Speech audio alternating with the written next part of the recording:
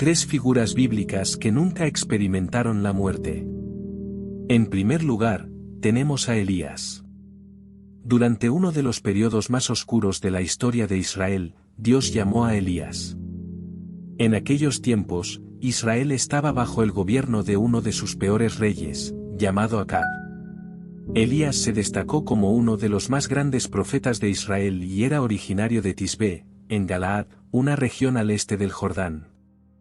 Los libros de los reyes narran más sobre su vida que la mayoría de los propios reyes, a pesar de no tener un libro dedicado exclusivamente a él. Su famoso enfrentamiento con los profetas de Baal en el Monte Carmelo lo hizo ampliamente conocido. El rey Acab había desviado el idealismo en un sistema que debía ser guiado según el plan de Dios, ya que los israelitas eran su pueblo. Israel sufría debido a un mal gobierno, pero Elías representaba un tipo diferente de liderazgo. No tenía vínculos con el establishment político ni con la realeza. Tenía la valentía de decir la verdad al poder terrenal sin ser seducido ni corrompido. Elías era un hombre valiente que abogaba por la verdad sin importar quién estuviera a cargo. Representaba un reino completamente diferente con un objetivo muy distinto. Elías parecía haber vivido aventuras asombrosas, casi heroicas más allá de lo creíble, pero estaba a punto de superarlas todas. Estaba a punto de evitar la muerte. La partida sin experimentar la muerte de Elías lo sitúa en una categoría excepcional de partida sin muerte. Aunque nunca se nos dice cuándo ni cómo Dios lo hizo, es evidente por el contexto que Dios había informado a Elías de su inminente partida. Dios también reveló esto a los hijos de los profetas y a Eliseo, el amigo cercano del anciano profeta y su sucesor divinamente elegido, como veremos, 2 Reyes 2, 1, 12. Cuando el Señor estaba a punto de llevar a Elías a los cielos en un torbellino, Elías y Eliseo estaban en camino desde Gilgal. Habíamos llegado al último día de Elías en la tierra, cuando sería llevado en un torbellino. La palabra hebrea utilizada aquí también puede traducirse como, en un suspiro, en un momento ventoso. En un movimiento arrollador, Elías sería llevado, y en ese instante, desaparecería de esta tierra para entrar en la presencia de Dios. No solo Dios le había revelado a Elías que esto ocurriría y cómo sucedería, sino que también le había indicado dónde sucedería. Esto explica por qué vemos a Elías moviéndose rápidamente hacia el río Jordán. Al leer esta narrativa, imagina la escena mientras se desarrolla 2 Reyes 2, 2-6. Los hijos de los profetas que estaban en Jericó se acercaron a Eliseo y le dijeron, ¿sabes que el Señor llevará a tu maestro hoy? Y él respondió, sí, lo sé. Guarda silencio al respecto. Elías le dijo, por favor, quédate aquí, porque el Señor me ha enviado al Jordán. Pero él dijo, vive el Señor y vive tu alma, no te dejaré. Así que ambos continuaron adelante. Los hijos de los profetas le hicieron la misma pregunta a Eliseo tanto en Betel como en Jericó, ¿sabes que el Señor llevará a tu maestro hoy? Y Eliseo respondió de la misma manera en ambas ocasiones, sí, lo sé. Ahora, por favor, guarda silencio, punto. Gilgal marcó el punto de partida. Según el libro de Josué 4, Gilgal fue el lugar donde los hijos de Israel acamparon después de cruzar el río Jordán hacia Canaán. Si recuerdas tu historia bíblica, este fue el punto en el que estaban a salvo antes de emprender la invasión en territorio enemigo. Para Elías, Gilgal fue el inicio de su último viaje. La siguiente parada para él fue Betel, un lugar de oración que significa casa de Dios.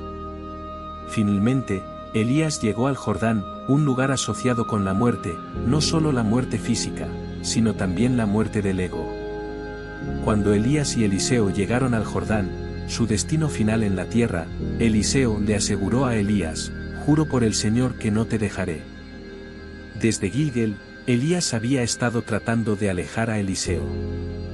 No creo que intentara deshacerse de él, sino más bien poner a prueba a su cercano compañero y futuro sucesor. La escena cambió drásticamente cuando llegaron al Jordán. Se produjo un milagro, 2 Reyes 2, 7-10, 50 hombres de los hijos de los profetas los observaban a cierta distancia mientras ambos se detenían cerca del Jordán. Entonces, Elías tomó su manto, lo enrolló y golpeó las aguas, que se separaron a ambos lados para que ambos cruzaran en tierra seca.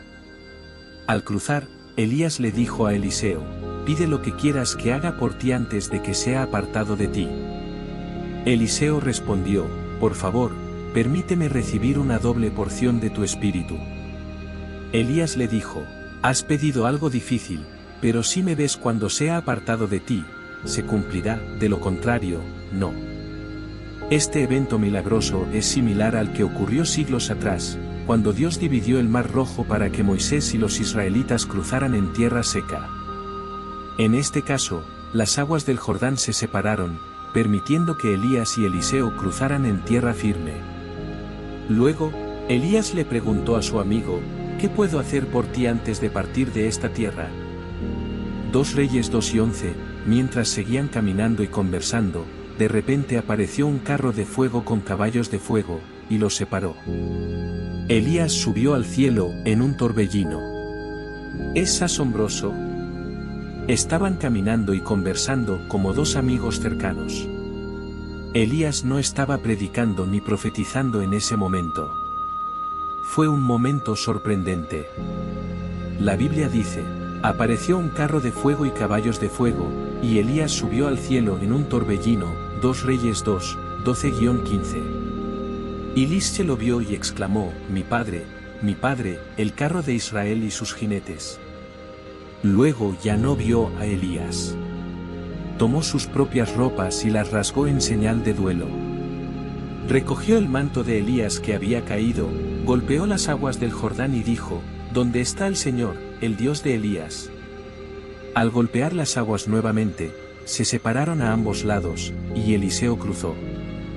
Los hijos de los profetas que observaban desde Jericó comentaron: «El espíritu de Elías descansa sobre Eliseo». Fueron a su encuentro y se postraron ante él como muestra de respeto. El contrato de inmortalidad de Elías se activó de forma repentina. Nada de lo que es de Dios muere cuando un hombre o una mujer de Dios fallece. A menudo, olvidamos este hecho. Eliseo es un ejemplo destacado, y siempre hay un plan divino.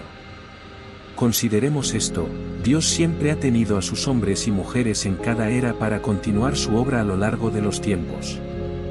Dios nunca ha estado en la incertidumbre, preguntándose qué sucederá con su obra una vez que alguien se haya ido. Nuestro Creador, Dios, es omnipotente y nunca se queda sin recursos. Aunque Eliseo quedó sorprendido y asombrado por un breve momento, esto no duró mucho. Se inclinó y recogió el manto del profeta, recordando las palabras de Elías. Cruzó nuevamente el Jordán, reclamando el poder que ahora era suyo, y comenzó su propio ministerio profético a partir de ese momento.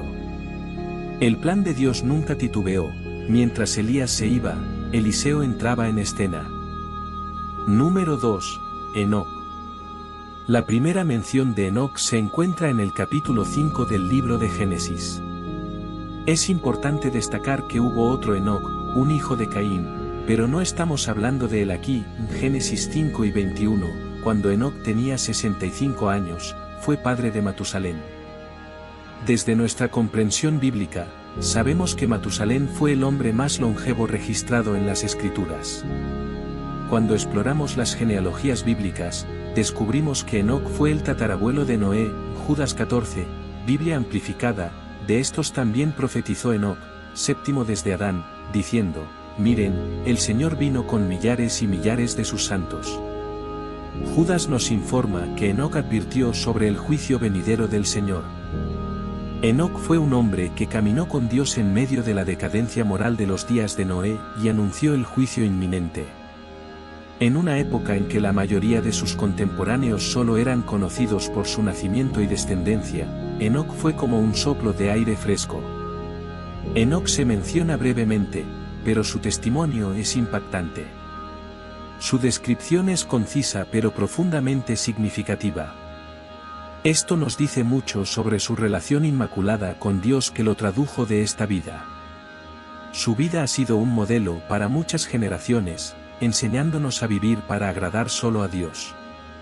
Él nos enseña a buscar con pasión una comunión íntima y un compañerismo con Dios, sabiendo que al hacerlo, experimentaremos a Dios en una dimensión nueva. Génesis 5, 18-24. Cuando Jared tenía 162 años, fue padre de Enoc. Jared vivió 800 años después del nacimiento de Enoc, y tuvo otros hijos e hijas. Jared vivió un total de 962 años antes de fallecer. Cuando Enoc tenía 65 años, fue padre de Matusalén.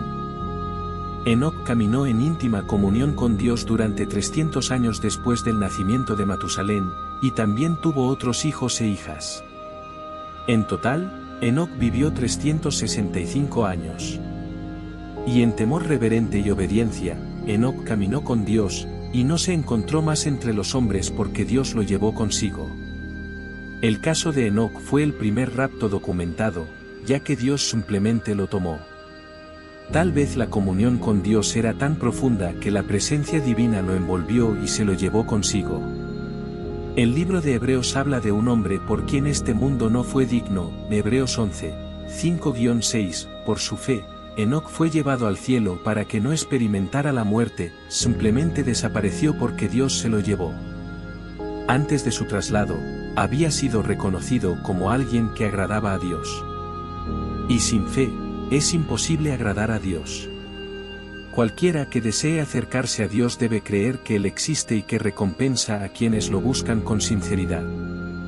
Es un gran consuelo saber que Dios siempre se preparará abundantemente para los suyos y nos cuidará con ternura hasta que florezcamos de maneras milagrosas. 2 Crónicas 16, 9, Biblia amplificada. Los ojos del Señor recorren toda la tierra en busca de aquellos cuyos corazones están completamente dedicados a Él. Has actuado neciamente en este asunto, y por lo tanto, desde ahora habrá guerras en tu reino. A medida que Dios derrama su bondad sobre nosotros para que crezcamos, lo que realmente busca es una respuesta sincera y sin pretensiones a su amor. Llegará un momento, de hecho ya está aquí, en que los verdaderos adoradores adorarán al Padre y al Espíritu y en verdad, porque el Padre busca adoradores así. Dios es Espíritu, la fuente de la vida, aunque invisible para la humanidad. Aquellos que lo adoran deben hacerlo en espíritu y verdad. Juan 4, 23-24. Dios siempre está en busca de siervos fieles y leales que entreguen sus vidas por completo a Él. Estos son los vasos a través de los cuales Él realmente puede manifestar su gloria. En cuanto a Enoc, según las Escrituras, no compartió el destino de Adán ni de los demás descendientes. Él no experimentó la muerte.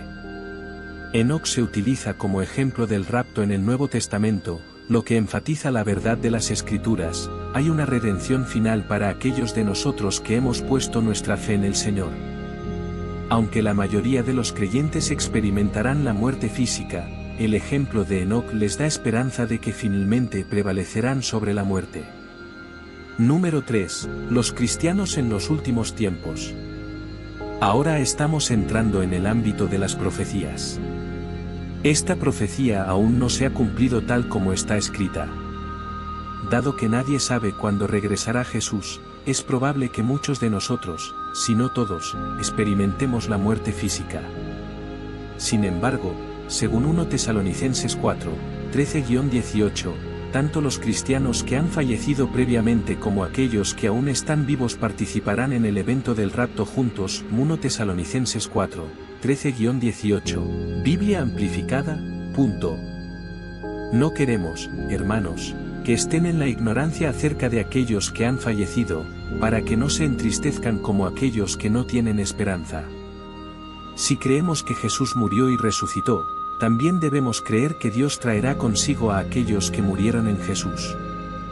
Lo afirmamos basándonos en la palabra del Señor. Nosotros, los que vivimos y permanecemos hasta la venida del Señor, no precederemos a los que han muerto. Porque el Señor mismo descenderá desde el cielo con un grito de mando, con voz de arcángel y con el sonido de la trompeta de Dios. Entonces, los muertos en Cristo resucitarán primero. Luego nosotros, los que vivimos y quedamos, seremos arrebatados juntamente con ellos en las nubes para encontrarnos con el Señor en el aire. Y así estaremos siempre con el Señor. Por tanto, anímense mutuamente con estas palabras. Así que, en cualquier caso, los creyentes experimentarán el evento del rapto. Durante ese tiempo, al igual que Enoc, los cristianos serán llevados en el aire. Por lo tanto, una de las razones para mencionar a Enoc es que prefigura a toda una generación de creyentes que no experimentarán la muerte física. Si te gustó, deja tu me gusta, suscríbete al canal y comparte con aquellos a quienes amas. Hasta luego.